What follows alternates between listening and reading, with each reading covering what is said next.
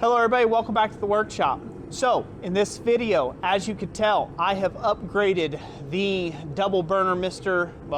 Volcano Hero 2 forge. Blah, that's a mouthful. I went ahead and upgraded to a stainless steel hose. So I wanted to make mention of that. People have asked me about it in the past. I did find it where you can pick this up at over on Amazon. So be sure to check out the affiliate links down in the description down below for the gas hose. It'll be the first one at the very top, and then the Volcano forges will be underneath there. So yeah, this is just really a quick update video of, you know, that hose.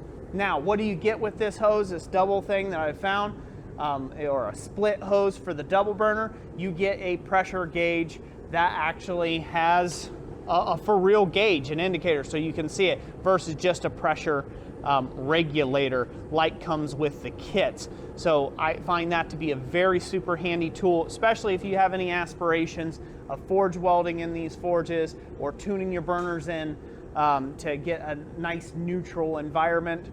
You will need a pressure gauge to be able to tell where you are at on pressure. So this hose kit does come with those. So again, I will put the links for that down in the description down below, and be sure to check it out. Other than that, everything will work just like regular, like it would have done before with the supplied hose and kit and that sort of deal. One thing to mention real quick, it is important with any option that you buy online when you're dealing with gas or propane, any sort of pressurized gases, to always check and soap bottle and pressure check your fittings before you start to go forging or any of that other good stuff. Don't just assume that the manufacturer did their job and safety tested everything. So that's on you in your own shop, in your own forge.